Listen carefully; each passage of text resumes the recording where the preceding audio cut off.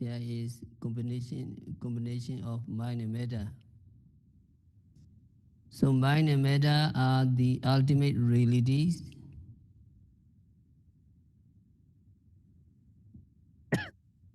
But when mind and matter are combined as a being, then we call it a being or a man or a woman. A man or a woman or a being is a name we give to these combinations of mind and matter.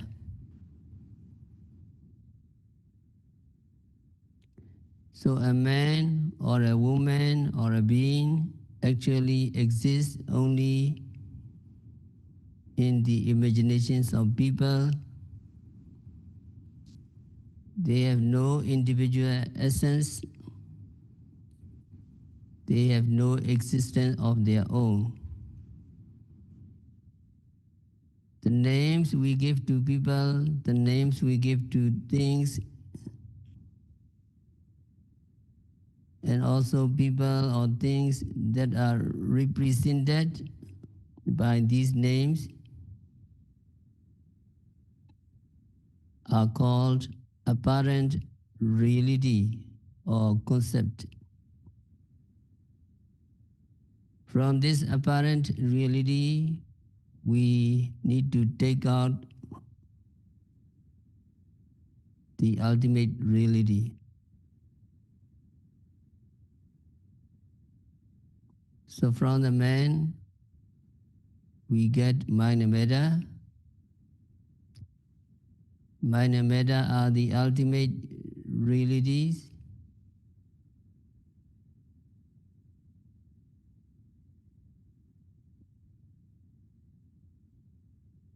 Because they really exist and they can be experienced and they can be seen by yourself through the practice of meditation.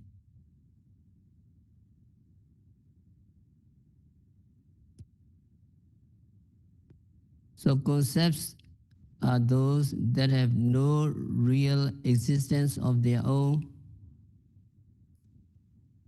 but concepts exist in people's mind.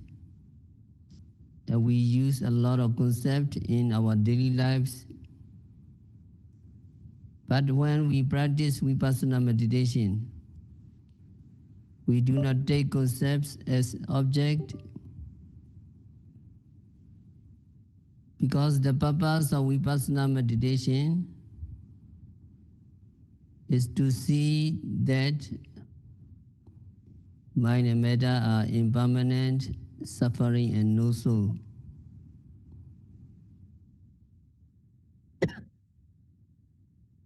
But concept has no such thing as impermanence, suffering, and non-self,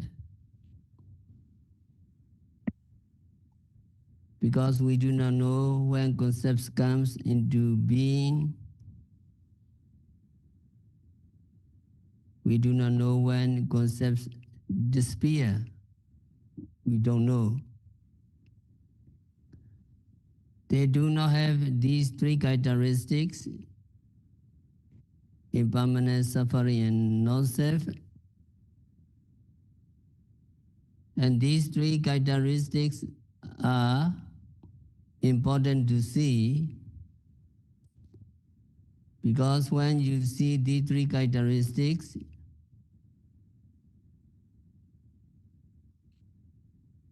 you want to get away from suffering. So it is important that you see the three characteristics, and these three characteristics are found only in the ultimate reality and not in concept.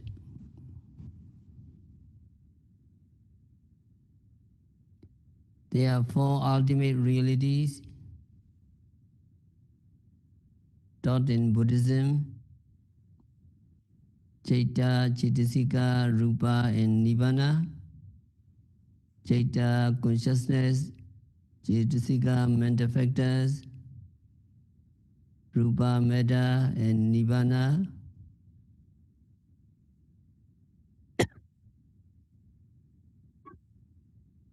Among these four ultimate reality, a great part of consciousness and a great part of mental factors and matter or material properties are the object of your meditation.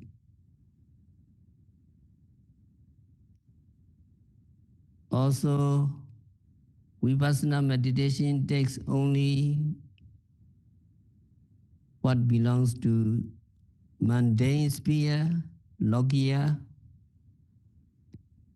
and not those that belongs to supramundane sphere, lokutara. There are types of consciousness that are called supramundane that arise at the moment of enlightenment, and also the mental factors accompanying them.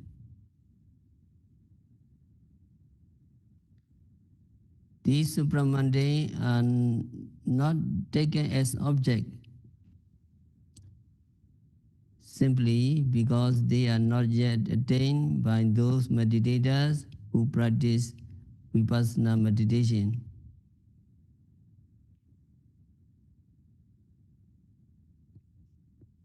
When you practice Vipassana meditation, you are watching your mind, you are watching your emotion, you are watching your consciousness, you are watching your mental states, and so on.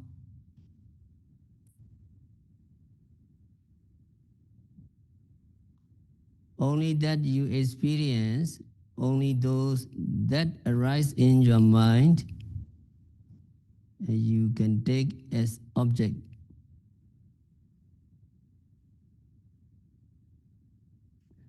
So the object of Vipassana meditation is first the ultimate reality. Among the ultimate reality, those that belong to mundane sphere,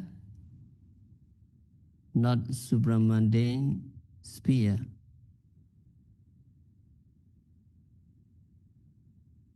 A meditator who has gained lower stages of enlightenment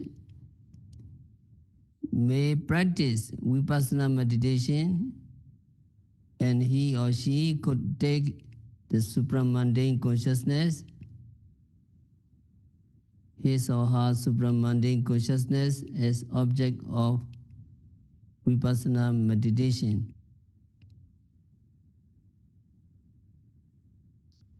But although he or she may dwell on the supramundane consciousness, there is no benefits of getting rid of mental defilements regarding that consciousness, because the supramundane consciousness is not the object of mental defilements.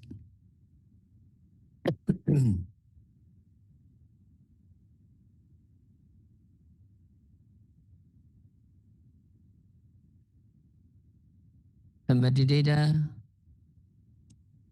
takes what belongs to the mundane sphere. In the mundane sphere, there are like jhana consciousness and non-jhana consciousness. Jhana consciousness is that which arises in a yogi who practice samatha meditation or calm meditation, who takes mostly a concept as an object of meditation, who develops concentration on it and reach the stage of jhana. At that moment, a consciousness arises in him. That consciousness is called jhana consciousness. Jhana consciousness can be taken as object for Vipassana meditation, but only those meditators who have attained jhana can take jhana as object of meditation. If we have not attained jhana, we cannot take jhana as object of our meditation simply because we have not attained it. That is for direct vipassana.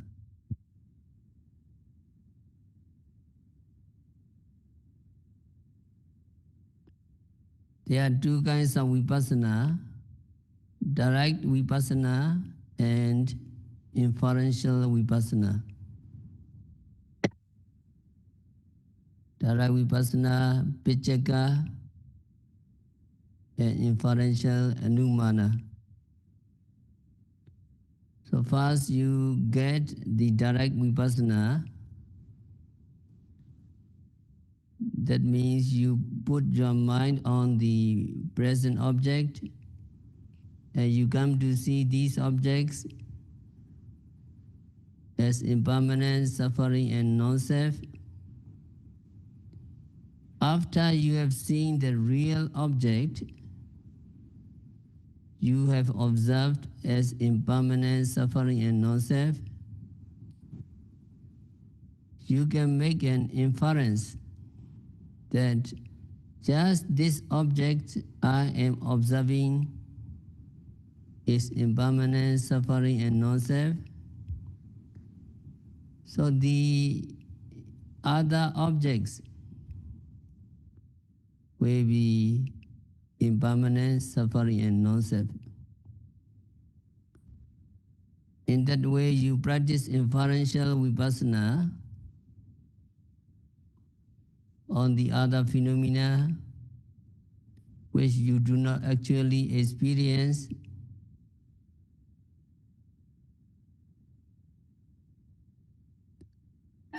But be careful that inferential vipassana must come only after direct vipassana.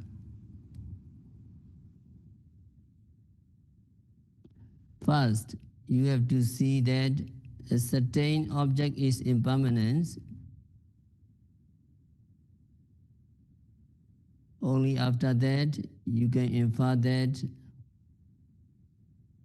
just as that is impermanent, so other objects are impermanent. In direct vipassana, you take the object, what you can experience or what you have experienced. If you have not experienced jhana, then you cannot take jhana as object of vipassana. So you can take non-jhana consciousness and mental factors along with these types of consciousness as the object of your meditation.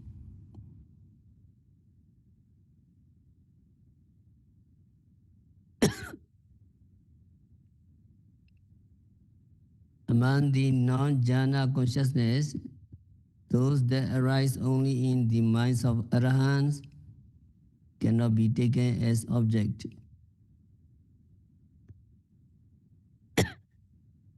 Because those meditators who are not arahants cannot have experienced those types of consciousness.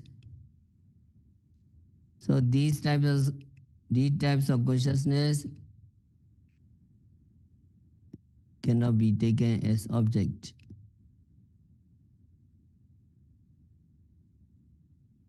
So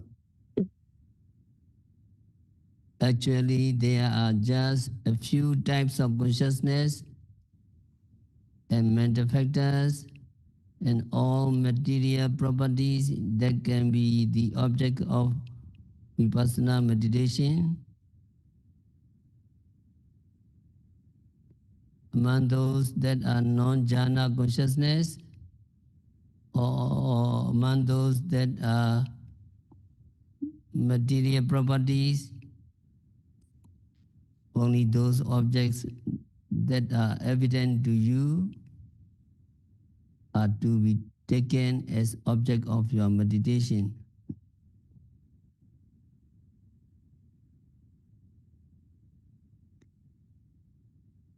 So Vipassana begins with what is evident to you, what you can observe easily. At the beginning of Vipassana, you don't try to understand or you don't try to see things that are subtle, that cannot be easily seen, that cannot be easily observed. So you begin with what is evident to you, what is easy to comprehend. It is also important. Because if you try to see those, they are not evident. Because they are not evident, you don't see them clearly. And if you don't see them clearly, you don't see their characteristics, you don't see them as impermanence, suffering, and non-self. So Vipassana begins with what is evident, what is prominent, and what is easy to see.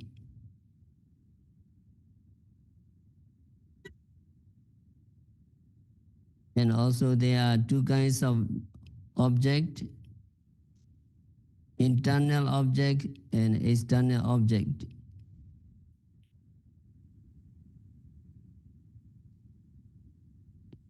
Internal objects that arises in your mind and in your body that you really experience.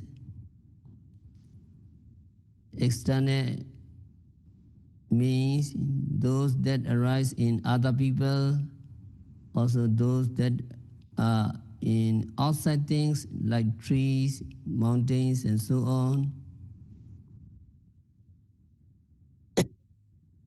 Although both internal and external objects are the objects of your Vipassana meditation, you must concentrate on the internal objects, ichata.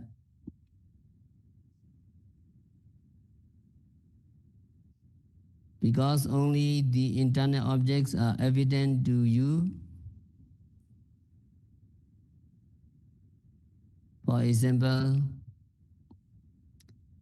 the minds of another person, you don't know the minds of another person, you don't see the mind of another person, but you may infer that person is angry or that person is happy, but you don't really see for yourself his state of mind, so it is not sure. But what is happening in you, what is happening in your mind, you really know whether you are really angry, whether you are really happy, whether you are really discouraged, whether you are really elated. You really know what is happening in your mind. So it is important that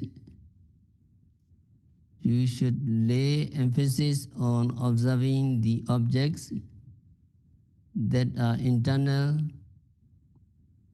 That means your own state of mind, your own types of consciousness, and your own material properties, your own sensation in your body, and others.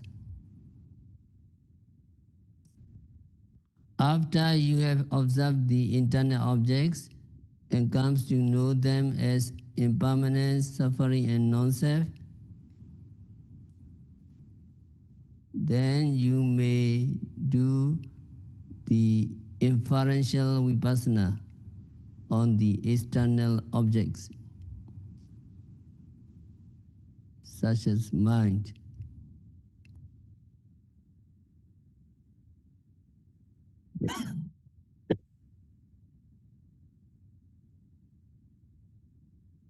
My mind is impermanent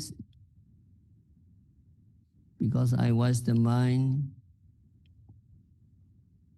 One mind come at one time, another mind come another time. My mind is impermanent. So the minds of other people is also impermanent. Sometimes such understanding just comes by itself and you don't have to deliberately think about it. Although both internal and external objects are the objects of Vipassana meditation, meditator should lay emphasis on observing the internal objects as much as you can, instead of looking for outside object. Instead of searching for outside object, you should concentrate on the objects that are in your mind and that are in your body. Looking for some outside objects is actually a distraction. By doing that, your concentration and understanding cannot develop.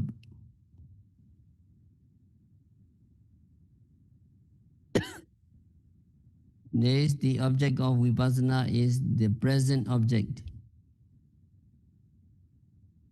Here also in inferential Vipassana, you can take the past object and the future objects as the object of your Vipassana meditation.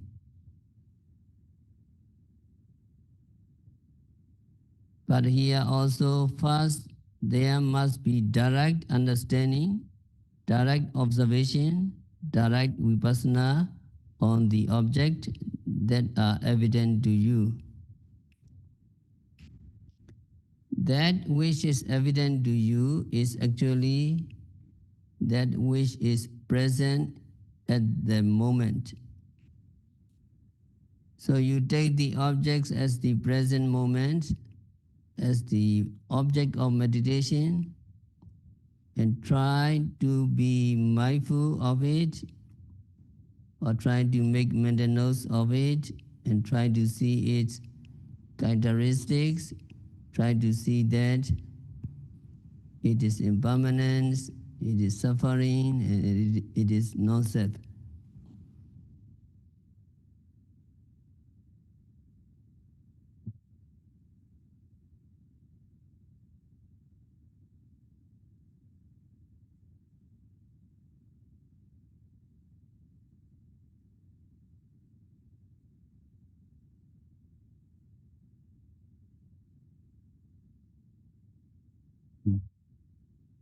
After you have seen the present object, you clearly see the present objects as impermanent, suffering, and non-self, and you may do inference, or you may do inferential Vipassana. Just as this present object is impermanent, so the objects of the past, the objects in the past were impermanent. Just as this present object is impermanent, so the objects in the future will be impermanent.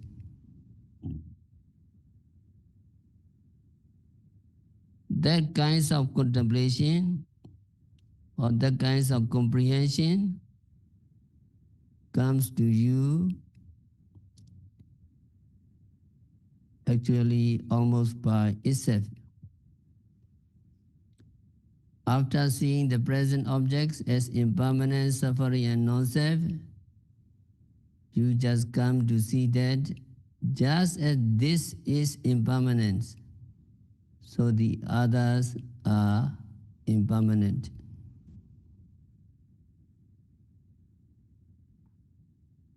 So what is important for a Vipassana yogi is the object at the present moment. That is because only the object at the present moment can be observed and can be seen clearly.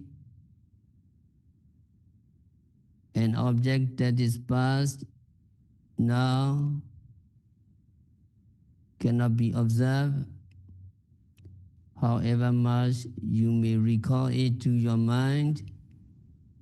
You do not see it clearly, you cannot see its characteristics and so on. And the objects that are to come, since they are not yet here, you cannot look at them, you cannot see them, you cannot observe them. So you cannot understand their true nature. Only the objects at the present moment lends itself to observation, investigation, or comprehending. So the objects at the present is the most important,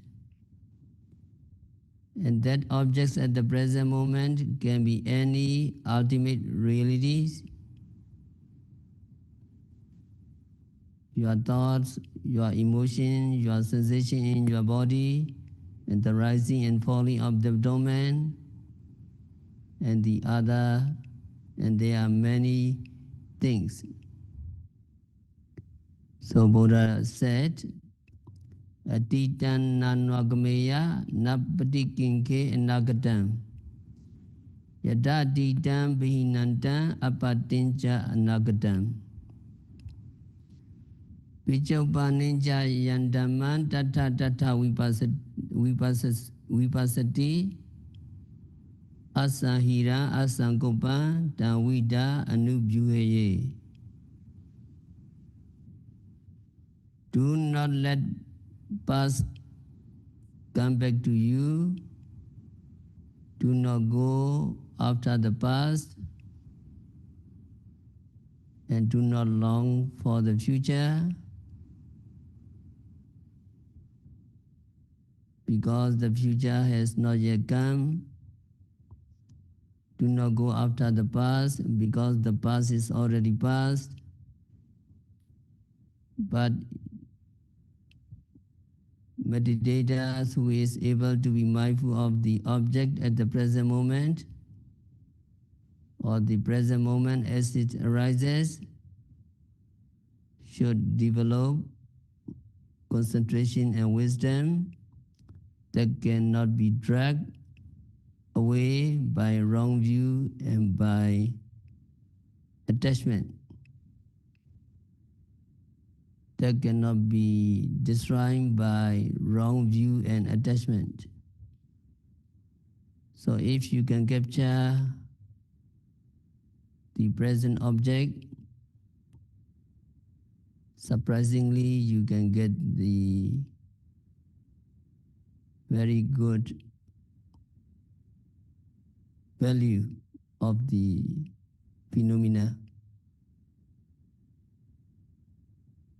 So Buddha instructed his disciple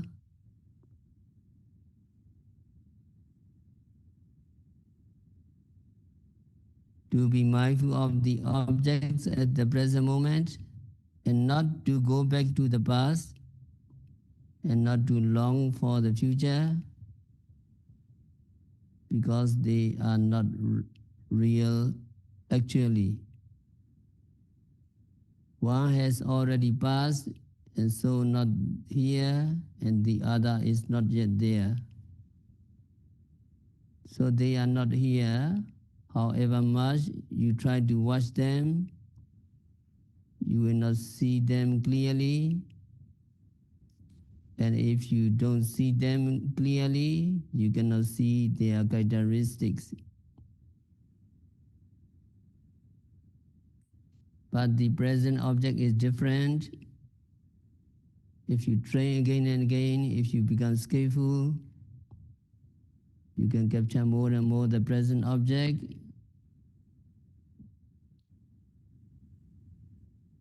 Since it is here, as it were in front of your eyes, you really pay attention to it and you really capture it, and you can watch it and you can examine it and you can see the present object clearly. So that state of mind and matter are impermanence, suffering, and non-self. When you see it clearly, you know that it arises and it disappears. Hearing the sound, you pay attention to it. Hearing, it arises and the sound disappears. Hearing consciousness disappears, sound disappears. Simultaneously, other phenomena disappear. You are training this way thousands of times.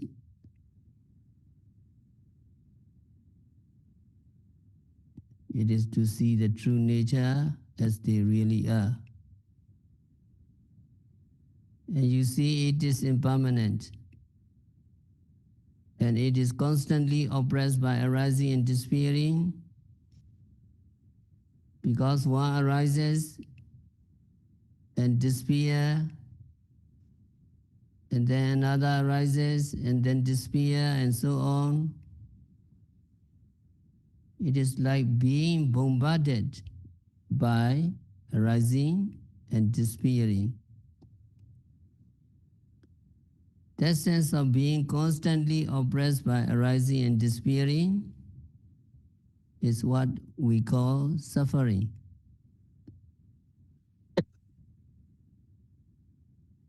And also we know that we cannot do anything about it.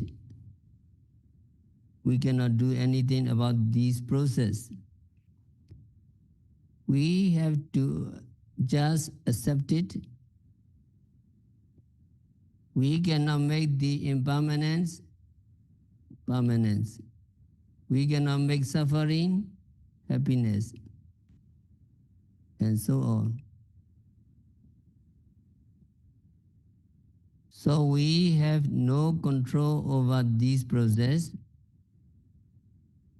and that having no control over it is what we meant by non-self. So these three characteristics are important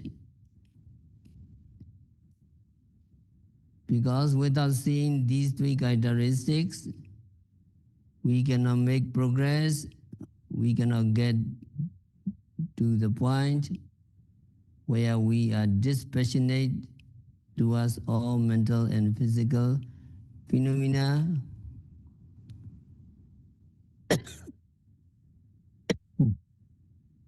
Where we cannot dispassionate towards suffering. So it is important that we really pay attention to the object at the present moment.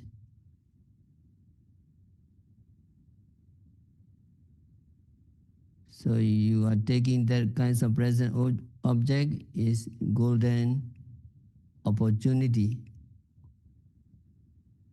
Not to be distracted to the past, not to be distracted for the future. Just pay attention to the objects that is present moment. If you think of the future and think of what will happen in the future or whatever, you are distracted. When you are distracted, you cannot make notes of the present object clearly. If you do not see the present clearly, the concentration and understanding cannot develop. That is why sometimes people spend a lot of time, maybe days or weeks, and they could not make progress in their practice. But it is important that the objects you take must belong to the ultimate reality, and the objects you take must be the one which is easy to see, which is evident, and it must be the object which is the present moment.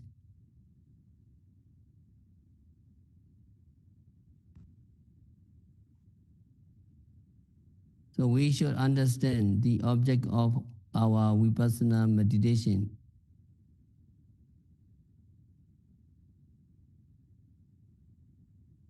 But if we are practicing with the teacher, we just need to follow the instruction. We don't have to worry about what object it is, or what we are doing, and what objects we are taking. But if you are in your own retreat, you should understand that Vipassana does not take concepts as object, you understand, and you take ultimate reality only as object, and ultimate reality means your mind and your thoughts, your emotion, your sensation in the body, movements of the body, rising and falling of the abdomen, and so on. They are all called ultimate realities.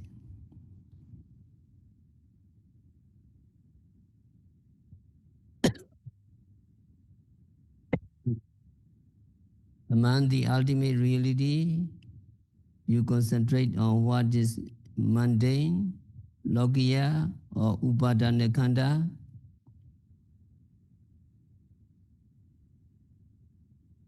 The aggregate subject to suffering, the aggregate subject to clinging. And among the mundane, the objects you take are mostly non-jhana consciousness and concomitant mental factors, and also all material properties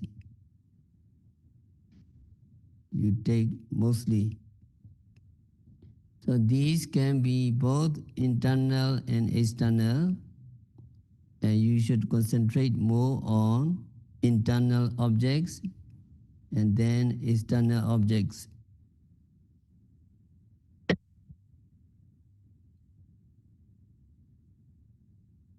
Actually, they are to be taken as objects only when they force into your mind, like when you hear a noise, and also you should concentrate on the objects at the present moment and not on those that are past or that are yet to come. So when you practice Vipassana meditation, you keep this in your mind and you try to be mindful of the object at the present moment. So present moment is coming to you continuously. So try to capture it more closely and immediately. Sometimes the movements of the abdomen, sometimes breathing, sometimes your thoughts going here and there, sometimes emotion, sometimes sensation in your body. Whatever is evident at the present moment, It is the object of your Vipassana meditation. If you can just pay attention to the object at the present moment and not go back to the past, not long for or not think about the future, you will develop concentration quickly. When the concentration gets developed, you will come to see the true nature of mind and matter, that they are impermanent, they are suffering, and they are non-self. So this is the purpose of Vipassana meditation. Because the meaning of the word Vipassana is seeing in various ways. Seeing in various ways means seeing mental and physical phenomena as impermanence, suffering, and non-self.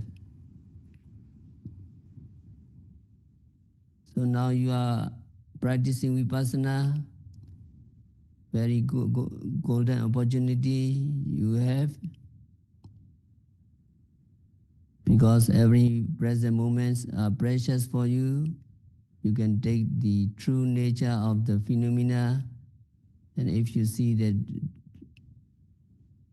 true natural phenomena as they really are, you can be liberated quickly. So we have to stop our discourse for today by practicing Vipassana meditation, by observing every phenomena occurring at the sixth sense at the present moment. May all yogis be liberated from all suffering. May all yogis realize the real peace in a very near future.